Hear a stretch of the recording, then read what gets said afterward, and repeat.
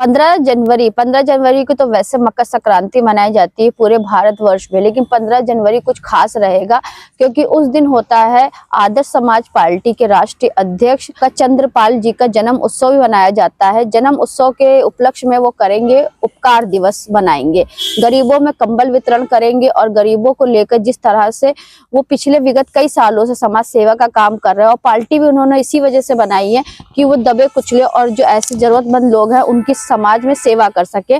तो क्या कहना चाहेंगे चंद्रपाल जी 15 जनवरी को लेकर? आप जो कह रही हैं बिल्कुल सही कह रही हैं। हम तो गरीब पैदा हुए तो गरीबों की तरफ हमेशा ध्यान रखते हैं, सारे जीवन भर अपनी सर्विस में यही ध्यान रखते रहे। और हमको मुख्य रूप से दूसरे पार्टी के बड़े बड़े लोग भी अपने वितरण करने के लिए कुछ करना होता तो हमको बुलाया करते थे, तो आश्चर्य होता था क्या चक्कर, मगर वो गुण देख करके हमारे चाहते थे कि उनकी भावना देख के वो समझते थे कि उनको he will be the appropriate person. तो लालजी टंडन टाइप जो थे वो बेचारे बुलाते थे, हर साल बुलाते थे, मुझे याद आ रहा है। अभी जो यहाँ हैं हम लखनऊ में, आगरा में वैसे तो करते रहते थे और परोपकार दिवस के रूप में इसलिए क्योंकि गरीबों की सेवा कम से कम कहना तो है, बोलना कर पाए ना कर पाए वो तो अलग बात है, मगर बोलना जरूर है कि हम गरीब पैदा हुए तो गरीबी न भूलें। इसलिए हम हर साल कंबल वितरण करते हैं। अब की बार आगरा में नहीं कर पाए, वहाँ के लोगों को हम जाएंगे तो करेंगे। और अभी यहाँ है तो इस तरह से जिन्होंने प्रपोज किया है हम कंबल वितरण करेंगे गरीबों के लिए, जिससे कि अच्छे से लोग आए ज़्यादा से ज़्यादा और यहाँ हमको आशीर्वाद दें। चाहे गुरु पर्व हो उसमें जिस तरह से जो है भोजन वितरण भी होता है और चाहे आपका अंबेडकर साहब जी का जब निर्माण दिवस होता है तो उसमें भी वो अपना भंडारे का आयोजन करते हैं। चाहे गरीब हो चाहे जो भी हो, उनको हमेशा जो है उनकी ज़रूरतों को पूरा करने के लिए कार्य करते हैं। वैसे ही जो है 15 जनवरी को वो मनाएंगे अपना जन्म दिवस तो मनाएंगे, लेकिन साथ में लोगों के साथ में मनाएंगे उपकार दिवस को लेकर के। तो क्या सर सभी को शुभकामनाएं देना चाहेंगे? नहीं, मेरी 15 जनवरी को सबको शुभ हो और सभी खुश रहें, अपने परिवार का ध्यान रखें, अपने बच्चों की पढ़ाई पर स्पेशली ध्यान रखें। हेल्थ और पढ़ाई दो ही है मुख्य रूप से, अपने हर पेरेंट्स की जिम्मेदारी होती है कि वो करें। और जो थोड़े मालदार हैं, अच्छा जिनके पास धन है, आमदनी है, वो गरीबों का जरूर ध्यान रखें, क्योंकि गरीबों की ध्यान रखोगे तो आपको भगवान जरूरी कोई ना कोई रास्ता दिखाएगा और खुश रखेगा। और आदर्श समाज पार्टी को और मजबूत बनाने की क्या रणनीति है? आदर्श समाज पार्टी से इससे कोई संबंध जोड़ने की जरूरत नहीं है, वो तो पहले से ही मजबूत है, क्योंकि हमको तो सारे देश के सारे नेता जानते हैं, क्योंकि हम प्लानिंग कमीशन में प्रिंसिपल एडवाइजर रहे हैं। तो हर प्रदेश का प्लान हमने पास किया था। बहुत सी योजनाएं जो हमारे गरीबों के लिए, स्पेशली स्किल डेवलपमेंट मिशन हमने 36,000 करोड़ का करवाया था। और तमाम योजनाएं जितनी हैं, जैसे सबका साथ सबका विकास और सबकी विश्वास, जो माननीय हमारे प्रधानमंत्री जी कहते हैं, हमने उनसे यही रिक्वेस्ट करते चले आ रहे हैं 3 सालों से कि आप सिर्फ सबका साथ सबका विकास के साथ में सबकी भागीदारी सुनिश्चित करवा दीजिए। बराबर की भागीदारी होगी तभी ये देश जो बड़ा अच्छा देश होगा और स्वतंत्र देश होगा। और ये धर्म और जात के आधार पर जो झगड़े हो रहे हैं, झगड़े होते रहते हैं इधर उधर, वो बंद होना चाहिए। उन पर बहुत ही सख्ती से कार्रवाई होनी चाहिए। बाकी धर्म को राजनीति से नहीं जोड़ा जाना चाहिए। ये हमारी इच्छा है, हार्दिक इच्छा। और सब मानव एक समान जियो जीनो देकर नारा पूरा करेंगे तभी आपका आदर्श समाज बन सकता है।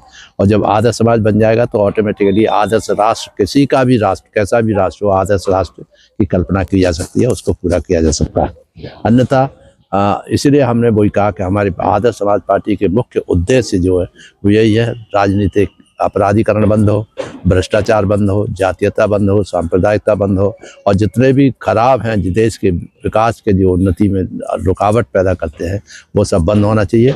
और उसमें सारे नेताओं की बहुत बड़ी जिम्मेदारी है कि जो नेता बन जाते हैं MLA MP, वो लड़ाई झगड़ा करने की जगह मर्डर से हो रहे हैं, ये हो रहा है, लाठी चल रही है, तलवार चल रही है, गोलियाँ चल रही हैं, इससे देश का विकास भी होने वाला है। कुछ लोग तो MLA MP बन जाएंगे, करोड़ों रुपया कमा लेंगे, बैठेंगे, तो उससे कुछ होने वाला नहीं है।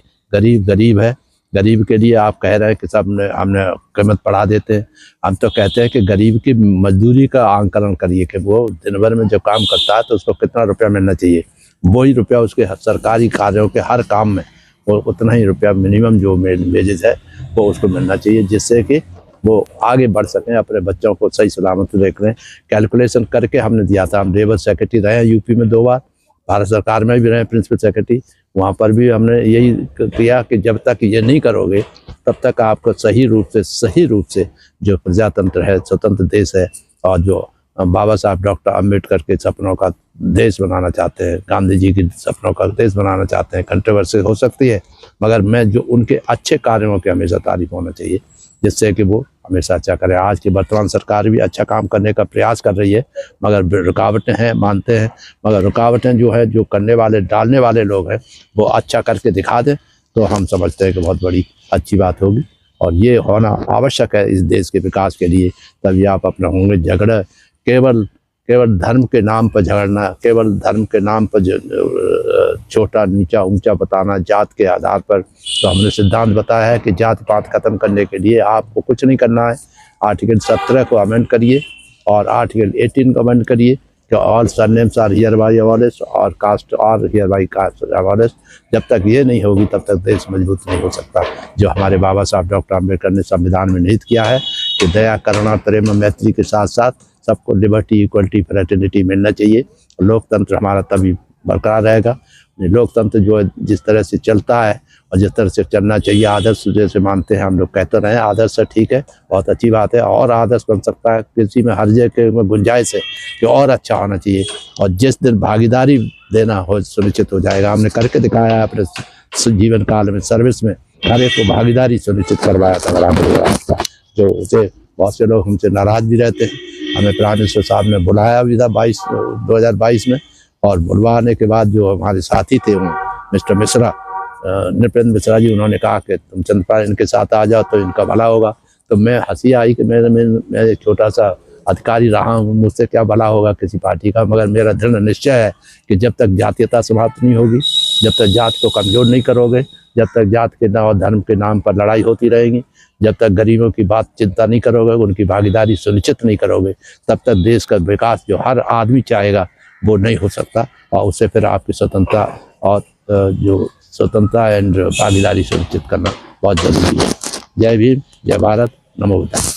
तो ये थे हमारे साथ में आदर्श समाज पार्टी के राष्ट्रीय अध्यक्ष चंद्रपाल, जिनकी विचारधारा आपने सुनी। 15 तारीख को मनाया जाएगा परोपकार दिवस, मनाया जाएगा, सभी लोगों को कंबल वितरण करा जाएगा। तो ऐसी विचारधाराओं के साथ में हम चंद्रपाल जी से फिर मिलेंगे।